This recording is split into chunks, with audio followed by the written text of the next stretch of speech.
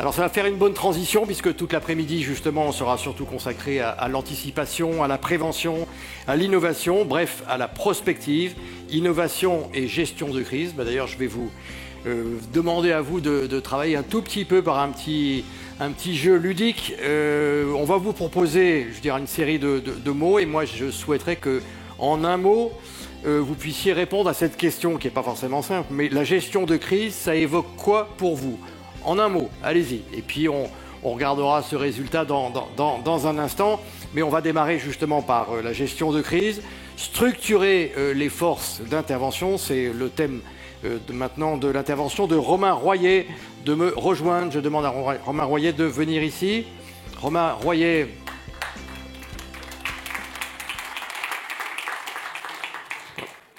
Vous installez ici. Voilà. Vous êtes chef de service adjoint au directeur général de la sécurité civile et de la gestion des crises au ministère de l'Intérieur. On a entendu beaucoup de choses déjà ce matin. Cette thèse aussi très intéressante sur le multi-aléa. Compte tenu du réchauffement climatique et de votre expérience, selon vous, on est totalement obligé de changer de dimension par rapport, je dirais, à l'accélération des process qu'on connaît aujourd'hui? Vous vous doutez de la réponse. Oui. On s'est un peu parlé avant. La réponse est oui, et effectivement, tout l'objet de mon propos, ce sera de montrer comment le sujet du réchauffement climatique, c'est devenu le facteur dimensionnant de la réponse de sécurité civile. D'ailleurs, on est dans une instance très assurantielle, et je vois que dans les illustrations de vos PowerPoint, derrière, on voit des pompiers, on voit des forces de sécurité civile, je suppose, militaires, et peut-être des Belges d'ailleurs. Je pense que les images sont de Belgique l'année dernière. Et oui, c'est la façon dont désormais le réchauffement climatique et les aléas qu'on évoquait à l'instant avec Héloïse Thilloy nous conduisent à repenser la dimension des forces, le positionnement des forces et la préparation à la gestion de crise. Parce que nous aussi, on est soumis à ces aléas qui s'enchaînent et qui se renforcent et font dégénérer des situations. Alors, donc on change de dimension, c'est ce que vous êtes en train de dire. Alors, il y a les moyens, bien entendu, hein, ça vous venez un peu d'en parler, mais sur les dispositifs d'alerte pour les populations, j'imagine qu'on fait, enfin j'imagine pas, on sait que vous faites déjà beaucoup de choses, vous anticipez déjà beaucoup ce qui peut se passer à partir de demain ou dans les mois et les années qui vont venir. Alors, sur les dispositifs d'alerte. C'est là aussi une des conclusions du propos auquel j'arriverai tout à l'heure, c'est que la soudaineté et l'aggravation des phénomènes climatiques nous amènent à communiquer de façon différente avec les populations. Actuellement, le système d'alerte repose essentiellement, en tout cas l'alerte immédiate, sur le réseau des sirènes que vous connaissez, que vous entendez tous les premiers mercredis du mois, et qui ont comme principal défaut, elles fonctionnent plutôt bien, on les a renforcées, mais elles ont comme principal défaut d'être assez peu explicites dans le message, parce que ça fait pimpon, mais ensuite savoir s'il faut fuir, se calfeutrer, et s'il faut fuir, partir dans quelle direction, enfin des choses aussi basiques que ça, la sirène n'en est pas capable. Et demain, c'est-à-dire le 30 juin, donc dans une quinzaine de jours maintenant, sera opérationnel sur l'ensemble du territoire, précisément l'outillage FR Alert, qui est travaillé depuis 3 ans, qui est un outillage partagé par tous les pays européens et qui permet d'envoyer une alerte sur téléphone sans que vous ayez besoin d'utiliser une application particulière, sans être abonné à un site particulier, sans avoir à suivre Twitter. Le message sera lancé par le gestionnaire de la crise, normalement le préfet, sur tous les téléphones qui bornent sur une antenne relais. Et pour avoir fait des tests encore il y a une semaine du côté de Lyon, il y a 15 jours du côté de Marseille, ça force donc le mode silence et vous êtes dérangé ou réveillé par une sonnerie qui s'apparente à une corne de brume, qui va effectivement vous dire qu'il se passe quelque chose et un message qui allume votre écran. Et ça va fonctionner à partir de quand ? Alors, sur le plan technique, ça fonctionne et le 30 juin, c'est complètement opérationnel. Vous avez peut-être reçu d'ailleurs pour les possesseurs d'iPhone une notification récente pour la mise à jour du système, et dans la mise à jour du dernier iOS, il y a notamment cette fonctionnalité. C'est déjà actif sur les Google Phones. Autre dispositif d'alerte sur lesquels vous travaillez, sur lesquels vous vous appuyez? Alors, on vient de voir effectivement cette veille, en tout cas ces sirènes. Il y a d'autres pistes sur lesquelles vous travaillez ? Oui, il y a de multiples pistes parce que FR Alert va écraser un peu toutes les autres. Elle va, devenir un vecteur premier de la communication de crise du fait de son immédiateté. C'est-à-dire que il y a la crise de sécurité civile, mais demain une tuerie de masse, par exemple, on peut imaginer, la doctrine est en cours, qu'on puisse indiquer un 13 novembre 2015 se reproduisant, envoyer un message dans un arrondissement de Paris en disant restez chez vous, ouvrez aux gens qui sont dans la rue et bien intentionnés pour les mettre à l'abri. Il faut des choses assez basiques. Donc on a un outil qui est vraiment, là aussi, dimensionnant sur la réponse et la communication. On a les sirènes et on reste dans une optique multicanale qui est de dire il faut que chacun soit capable d'être touché et de savoir comment répondre. Et un des enjeux pour nous, là aussi, c'est très clairement de développer une culture de la crise qui permette précisément, alors l'exemple de la tuerie de masse est un peu extrême, qui permette à chacun de savoir quels sont les risques dans son environnement proche, que ce soit un environnement de travail, que ce soit dans un environnement personnel, ou sur un lieu de vacances d'ailleurs, et quel est le bon comportement à adopter. Et là, on travaille actuellement au déploiement d'une journée de la culture du risque, une journée qu'on appelle la journée japonaise, précisément pour que chacun se dise j'habite à côté de tel type de risque et si FR Alert sonne, si j'entends les sirènes, voilà ce qu'il convient de faire. Alors on a toujours l'exemple en France des centrales nucléaires, qui est le truc un petit peu structurant dans l'esprit collectif. C'est pas le seul. Il y a d'autres installations technologiques. Il y a des risques naturels évidemment qui sont ceux que vous abordez essentiellement aujourd'hui. Et c'est là où on a un intérêt très très fort à ce que le message il arrive, mais il arrive dans une population qui dans ces cas-là connaît l'intensité ou connaît les effets de la réalisation du risque. Qu'est-ce qui a changé, je dirais, dans vos métiers, dans les dernières gestions de crise au ministère de l'Intérieur, là, dans les derniers mois, dans les dernières années, au fond, en restant sur le sujet du jour, risque climatique au sens large? Ce qui a changé, c'est que... Vous nous donner des exemples peut-être? Oui, très volontiers. Ce qui a changé, et notamment qui est en train de changer avec le risque, enfin le réchauffement climatique, c'est que ce qu'on croyait possible devient probable et ce qu'on croyait impossible devient possible. Enfin, on voit arriver des crises, et notamment par leur intensité, par leur simultanéité parfois, qui remettent en cause notre fonctionnement. Je donne deux exemples à cet égard. 2019, c'est les feux d'une saison, une très forte sécheresse, aux alentours du 15-16 juillet, il y a 3 ans maintenant, une sécheresse, une canicule extrêmement forte, et les feux de forêt, ils sont essentiellement dans le Nord, ils sont dans l'Oise, ils sont dans le Pas-de-Calais, ils sont dans la Somme, et donc on se retrouve avec une inversion complète et des surfaces brûlées, des risques sur les biens et sur les personnes. Il y a quand même eu un mort lors de ces feux d'espace naturel. Et ça vous a surpris, ça a surpris à l'époque? Ça confirme une intuition. Et derrière, ça entraîne justement un dimensionnement adapté des moyens de secours. Mais ce en quoi ça nous trouble beaucoup, c'est que le fonctionnement actuel de la sécurité civile, il fonctionne sur le principe d'une parfaite couverture. Et quand vous avez un incident localisé, particulièrement puissant, particulièrement brutal, la capacité de solidarité qui font qu'on fait monter d'autres sapeurs-pompiers pour aller soutenir ceux qui sont sur un territoire le plus en difficulté. Et le réchauffement climatique, c'était ce qui était évoqué à l'instant sur l'enchaînement des aléas et sur les liens de causalité, mais remet en cause ce système de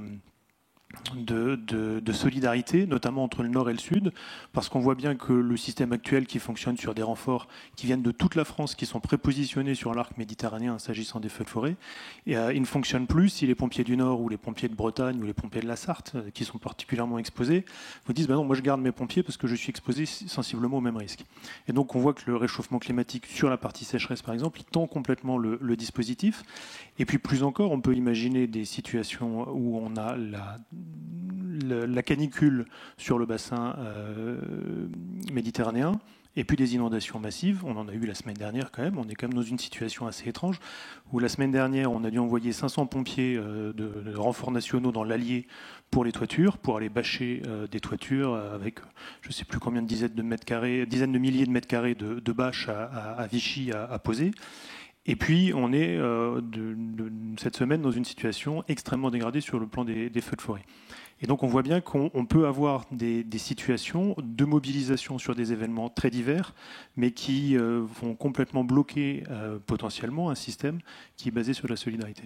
Et cette solidarité, aujourd'hui, elle fonctionne, mais effectivement, s'il y a plusieurs feux de forêt dans les différents territoires de France, plus des inondations dans un autre territoire, on est capable de trouver les réponses et les bonnes solutions ?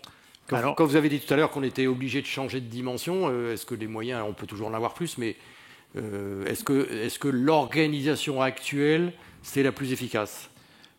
L'organisation actuelle, elle a le mérite de la souplesse.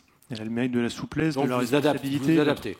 Ensuite, effectivement, la question, quand je dis c'est dimensionnant, c'est sur quelle touche on appuie pour adapter les moyens. Il y a effectivement la touche capacitaire, qui est le premier réflexe de dire si on a plus d'incendies, il faut plus de camions feux de forêt, il faut plus de canadaires. Si on a plus d'inondations, il faut des moyens de pompage et des moyens, des bateaux légers pour aller chercher les gens. Ce réflexe capacitaire, on l'a. C'est le premier réflexe. On est en train d'augmenter, grâce à l'Union européenne, le nombre de nos canadaires.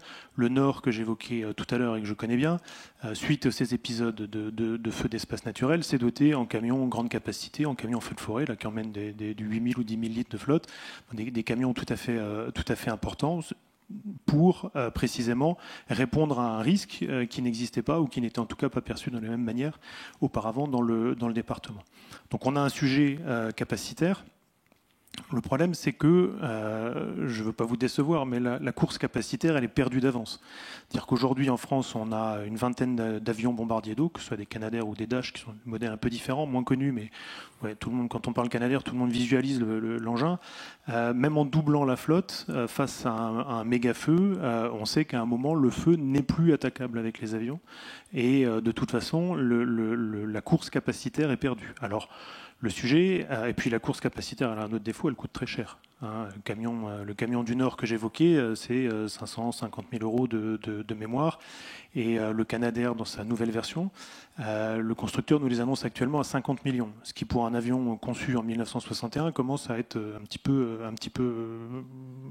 structurant pour les finances publiques. Enfin voilà, à 50 millions pièces.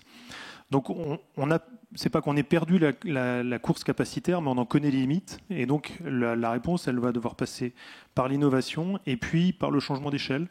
Vous voulez dire qu'on ne peut plus raisonner franco-français. C'est-à-dire qu'il va falloir raisonner, mais ça se passe déjà un petit peu. Quand on pense solidarité, vous pensez également au fond, ces sujets-là sont devenus des sujets européens. On peut raisonner comme ça ? Très clairement, c'est d'ailleurs assez curieux parce que moi, personnellement, j'ai découvert en arrivant à la sécurité civile cette dimension de la construction européenne.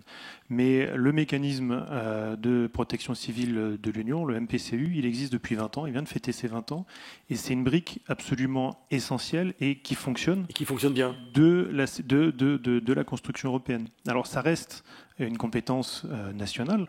Il n'y a pas de force européenne. Mais c'est européen ou c'est bilatéral ? C'est pas tout à fait la même chose. C'est les deux à la fois. C'est les deux à la fois puisque c'est les pays de l'Union plus un certain nombre de pays partenaires qui sont hors Union et qui participent au mécanisme. Voilà, par exemple, le Monténégro, la Turquie sont. Par exemple, il y a un feu de forêt en Grèce. Ça passe pas par la case Bruxelles. Je veux dire qu'on appelle les pompiers français. Comment ça se passe très concrètement ? Précisément, c'est le bon exemple. L'année dernière, l'île de B, c'est 100 000 hectares qui sont détruits. 100 000 hectares, il faut se rendre compte que nous, sur la totalité de la saison feu de forêt en France, on a eu 12 000 hectares l'année dernière. Donc, le méga feu qui coupe l'île en deux, qui met en danger les populations, les touristes, enfin un sinistre majeur. Mais si précisément les autorités grecques ont interrogé le RCC, donc le niveau européen, où il y a un état-major de la gestion de crise européenne, en leur disant écoutez, nous on est dépassés. Physiquement, il est installé où Il est à Bruxelles, à la Direction Générale Éco. Ouais. On a besoin d'aide, on a besoin de pompiers au sol, on a besoin d'avions. Et toute la préparation des sécurités civiles, et la sécurité civile française en fait partie, est de proposer des modules qui sont prêts à partir. Donc nous, on sait que dans Rescue, on a des modules Canadair plus avions de reconnaissance. On avait auparavant un module avec un Dash, et puis des modules au sol qui sont connus, qui font du feu de forêt, mais qui peuvent faire plein d'autres choses. On a aussi des modules purification d'eau, de recherche sous les décombres, enfin tous les métiers de la sécurité civile. Ces modules, ils sont certifiés au niveau européen, et surtout, ils sont interopérables. Et donc, Bruxelles envoie à tous les partenaires une demande en disant qui peut partir en Grèce. Et en fonction de votre situation, vous répondez oui ou non. Alors il se trouve que l'année dernière, j'étais aux manettes au moment où ça s'est produit en Grèce. Qu'est-ce qu'on fait ? On a regardé l'état de l'indice feu de forêt dans nos secteurs, l'état de nos forces au sol, pour se dire voilà ce qu'on peut proposer à la Grèce sans risquer un incident particulièrement, de se retrouver à poil, pour dire les choses sobrement, sur le territoire national. Et on a envoyé effectivement des Canadair et 2 colonnes de pompiers avec notamment leurs camions qui ont pu partir, qui ont mis un peu de temps et qui ont participé au secours de façon efficace en Grèce. Et ça, on l'a fait. Je veux juste le citer, si vous me permettez, parce que c'est quand même important dans l'esprit. Je vous disais, on a 12 Canadair. En juillet l'année dernière, pendant plus d'une semaine, on avait plus d'avions en dehors des frontières françaises qu'à l'intérieur. Parce qu'on était un petit peu aidé par l'été pourri et un peu humide, mais parce qu'on en avait en Algérie, on en avait en Italie, on en avait en Grèce. Et cette dimension-là, elle est totalement intégrée par nos pilotes qui demandent que ça et dans le fonctionnement. L'enjeu pour nous, et on le travaille aussi, c'est qu'envoyer des gens travailler à l'extérieur, c'est une chose, c'est qu'on soit capable de les recevoir. Et on fait des exercices, on a encore fait un exercice récemment à Martigues, qui partait d'un événement climatique pour aller dans une crise dite NATEC vers des événements technologiques, précisément pour se dire, est-ce qu'on est capable de faire venir des modules européens pour venir travailler chez nous ? Et c'est là où vous vous rendez compte de choses absolument affligeantes et qui nous font marrer sur le coup, mais ensuite on se dit quand même c'est que les gars ont des problèmes pour passer les péages, ou bien il y en a qui sont armés, alors c'est tout un sketch parce qu'ils sont dans les forces armées, il y en a un qui a un truc, voilà. Et donc on voit au-delà de la question de la taille des tuyaux, au-delà de la question de la langue, au-delà de la question des radios parce qu'on n'est jamais sur les bonnes fréquences, et donc les Italiens arrivent, ils nous disent on va utiliser nos radios, on leur dit non, ça va couper la TNT dans tout le voisinage, vous n'allez pas faire ça. C'est du réel, Donc on a vraiment des organisations à trouver et à préparer et à anticiper pour recevoir du monde. On peut faire plus et on peut faire mieux. Est-ce qu'il y a une obligation de la part des pays de répondre oui et présent ? Il n'y a pas d'obligation parce que ça reste une compétence nationale. Ouais. Maintenant, la solidarité des pompiers, la solidarité du monde du feu, si on reste sur cet exemple-là, elle est extrêmement forte. Et tous les pays répondent, sauf à avoir à faire face à une crise majeure. Un autre exemple, l'année dernière, les inondations en Belgique ou en Allemagne, ça s'est passé le 15 juillet. Les Belges nous ont appelés, on a tout de suite envoyé des pompiers du Nord, des militaires de la sécurité civile de Nogent-le-Rotrou, un hélicoptère. Cet événement catastrophique se serait produit 100 km plus au sud, ou même pas, je crois 75 km plus au sud. C'est nous qui demandions les renforts des Belges et des Allemands parce qu'on se serait retrouvé en plein milieu des Ardennes avec des situations strictement identiques. Et quand je dis que c'était une catastrophe majeure, sur une commune, je crois qu'il y a eu 36 morts en une nuit. Donc des événements qui sont vraiment structurants pour nous. Donc on peut toujours répondre non, mais il faut avoir une bonne raison et ce serait, j'ai envie de dire, tellement décalé par rapport à la culture et à la solidarité des pompiers que ça arrive rarement. Aujourd'hui, on est le 15 juin. Petite question qui n'est pas perfide. Où sont positionnés nos Canadair, par exemple ? Ils sont en France, ils sont chez nos voisins et amis européens ou Alors, à ce stade, ils sont tous en France. Ils sont tous à Nîmes, qui est leur base. Et ils sont beaucoup utilisés déjà. Je vous l'annonce déjà, la saison feu va être un moment compliqué, puisqu'on a des feux qui ressemblent par leur virulence à des feux de début juillet et qu'on est mi-juin. Donc on a déjà eu des feux dans le Gard et en Lozère particulièrement virulents. Donc précocité. Voilà, précocité. Et nous, le travail, c'est de les prépositionner intelligemment. Donc nos Canadair, nos Canadair sont des hydravions, donc on sait exactement où sont les plans d'eau pour écoper. Ça, on a la cartographie de tous les plans d'eau de France, voire du pourtour méditerranéen qui est prête. Et on a ce qu'on appelle des pélicandromes pour recharger les avions au sol, pour recharger nos Dash en produits retardants, qui sont répartis désormais sur toute la France. Après les incendies du Nord que j'évoquais tout à l'heure, a été ouvert un pélicandrome dans la Somme. Donc on voit que si l'indice feu de forêt dans la zone nord devait se dégrader, on irait positionner un de nos Canadair directement dans la Somme, avec une capacité de recharge assurée par les pompiers locaux. Hier, c'est ce qui s'est passé. Il y a un feu en Lozère. Je crois qu'on est allé se positionner à Aubenas pour pouvoir être au plus près et faire des rotations plus rapides. Donc là, ce travail-là de développement des pélicandromes, en France en tout cas, est fini, puisqu'on en a ouvert dans la Loire, on en a ouvert dans le Maine-et-Loire. Et puis celui qui marque un petit peu, parce que c'est contre-intuitif, c'est celui qui est à Mirecourt. Mirecourt, c'est l'aéroport à côté d'Épinal. Et c'est simplement la prise en compte que la forêt vosgienne, qui, pour ceux qui connaissent, c'est quand même un endroit particulièrement humide et connu pour sa pluie, est tout à fait fragilisé par les sécheresses récurrentes, par les attaques d'insectes, et donc très exposé à un risque incendie désormais. Très bien. Je voudrais vous faire réagir à ce petit parade ou à ce nuage de mots, appelons-le comme ça, que nous avons demandé aux invités de CCR aujourd'hui. Vous voyez, il y en a. Bon, on leur proposait beaucoup de mots-clés, anticipation, sécurité civile, communication, préparation, organisation, management. Bon, et aussi le mot argent et disponibilité, évidemment. Bon, il y en a un qui ressort vraiment, et j'ai envie de dire, c'est plutôt un propos de bon sens, c'est anticipation. Vous voyez, organisation, anticiper, efficacité. On est dans le concret, mais ça ressort d'ailleurs de vos propos. Mais anticiper, c'est un vœu pieux. Est-ce qu'on a de la visibilité pour pouvoir bien anticiper ? Alors on essaie de s'en donner. Je vous invite à le consulter sur le site de la DG. Fait une étude assez complète avec Météo France sur justement l'impact du réchauffement climatique pour anticiper et se dire, et c'est un peu l'objet des recherches d'Aloïs Thilloy, de se dire mais qu'est-ce qui est désormais possible et à quoi allons-nous faire face. Et précisément l'anticipation, c'est de compléter notre connaissance du risque, qu'elle soit plus fine, pour permettre derrière de dimensionner, de positionner, d'organiser les moyens de secours dans leur ensemble. Je vous donne un exemple, même si la France n'est pas concernée au premier chef en volume, c'est quand même un sujet de préoccupation par rapport au réchauffement climatique, c'est la fonte des glaces. Et donc le fait que certains glaciers ou des sols gelés en permanence le sont moins, vont dégeler et pourraient emporter des mouvements de terrain particulièrement importants.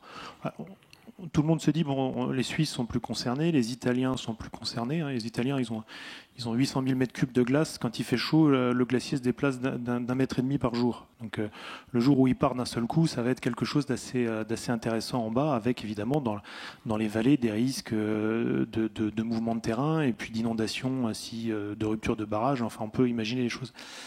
En France, tout le monde nous dit oui, ça ne concerne que 2 vallées dans les Alpes. Voilà. Le problème, c'est qu'on n'a pas encore modélisé le sujet et qu'on a un vrai travail collectif pour dire à ce moment-là, modélisons ce risque et regardons des choses aussi simples que est-ce que la caserne des pompiers est au bon endroit ? Est-ce que les modules de secours en eau vive ou les modules de secours pour les gens enfouis sont disponibles ? Comment on arrive ? Où est-ce qu'on se rassemble ? Où sont les vallées dont on est sûr qu'elles seront complètement emportées ? Est-ce qu'en cas de réalisation du risque, on aura encore du réseau électrique, ça c'est à peu près sûr que non, mais encore du réseau radio, enfin, des choses assez basiques comme ça. Ces réunions de crise, évidemment qu'elles se réunissent, ça va sous le sens quand il y a une crise, mais hors crise, bon, vous avez parlé tout à l'heure d'anticipation, avec des veilles, avec des exercices. Est-ce que, de toute façon, pendant l'été, par exemple, il y a toutes les semaines, tous les 3 jours, tous les 15 jours, je ne sais pas, de toute façon, quelle que soit la situation, je dirais un planning de gestion de crise ou pas crise d'ailleurs. Comment c'est organisé ? Tout ça est centralisé par le ministère de l'Intérieur. Le ministère de l'Intérieur et le ministère de la gestion des crises par délégation du Premier ministre. C'est nous qui animons et armons la cellule interministérielle de crise. Alors quand on dit ça, la CIC, vous ne voyez pas trop, mais en général, il y a toujours, quand un ministre vient, il y a toujours le tour d'image, une énorme table blanche là, avec le Premier ministre qui a des écrans de télé partout, des préfets à l'autre bout de la France. Enfin, ça a beaucoup d'allure et on est chargé de la mise en scène. Mais au-delà de la blague et de cette présentation que vous avez sans doute tous en tête, on a effectivement une chaîne de commandement et un armement de salle de crise qui est quand même en amélioration. Ça, c'est à Beauvau. La CIC est à Beauvau. Elle a un site de repli si d'aventure Beauvau était inaccessible. Une petite inondation de la Seine qui ferait monter l'eau. On ne peut plus accéder à Beauvau et à l'Élysée. On a un site de repli en région parisienne qui est sur une colline, donc on espère qu'on sera tranquille. On ne va pas vous demander où.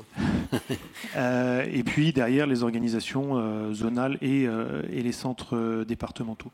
Ensuite, sur le suivi, il est à peu près quotidien, notamment par la permanence des centres opérationnels zonaux qui sont armés H24.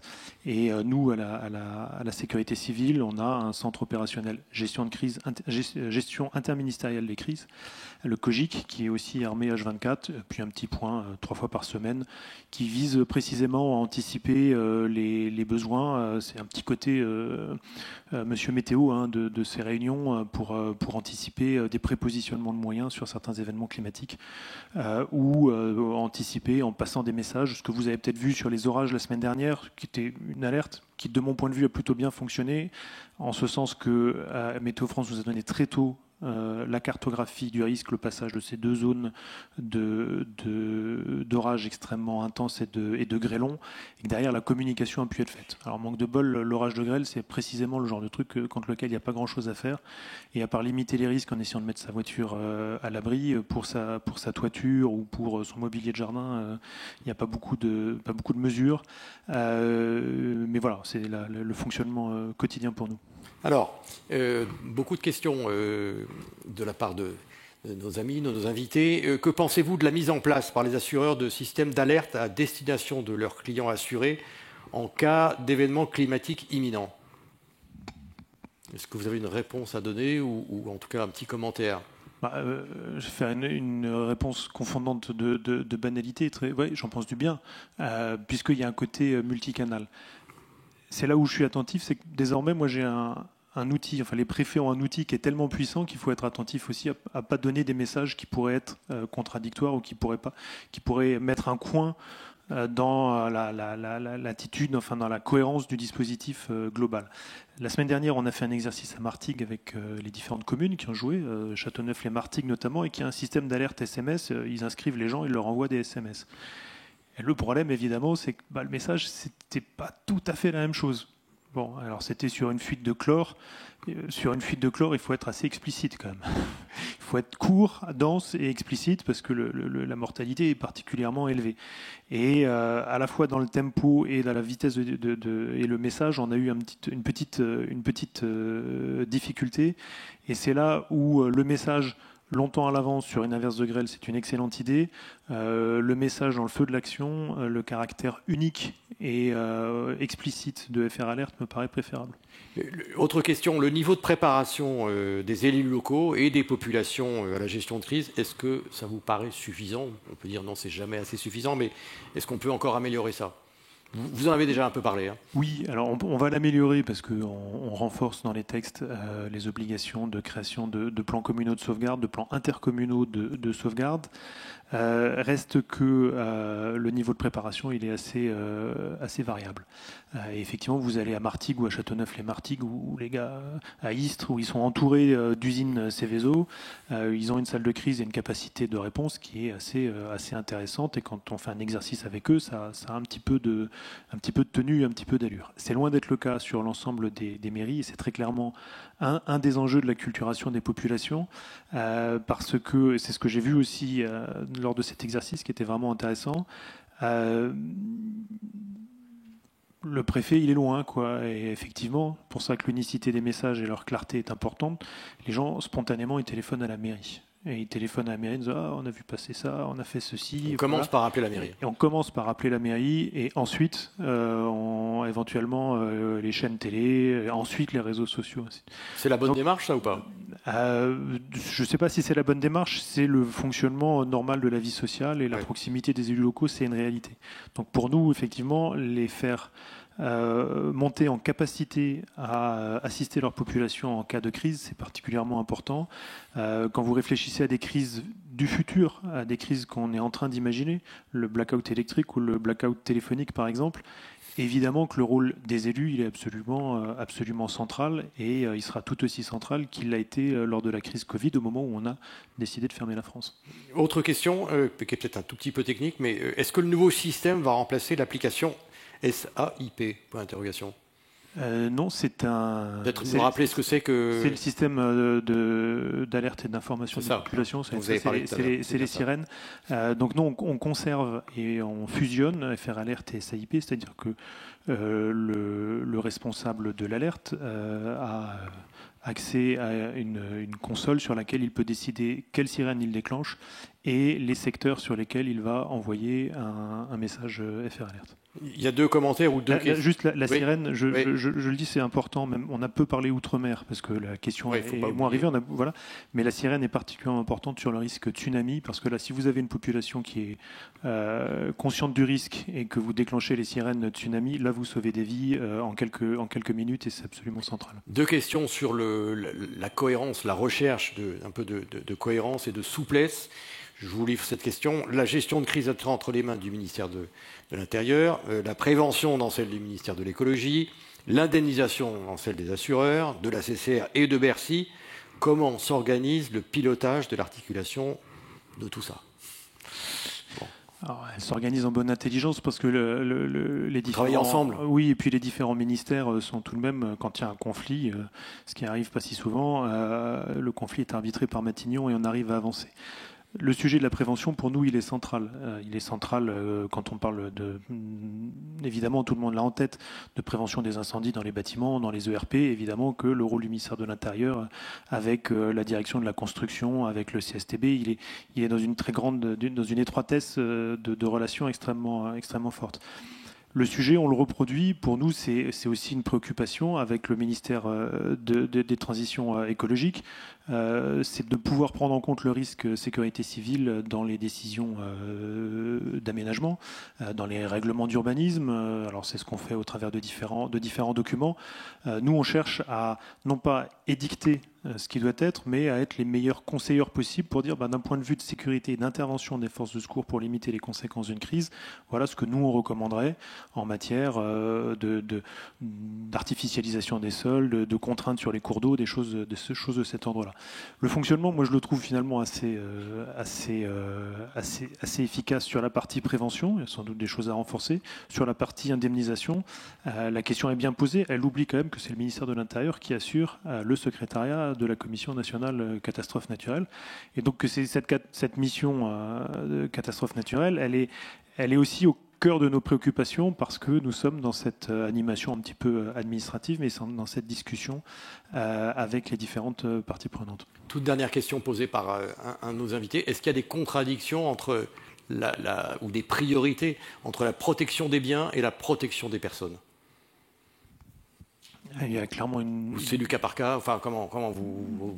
Non, mais la priorité d'intervention, elle est sur la protection des personnes.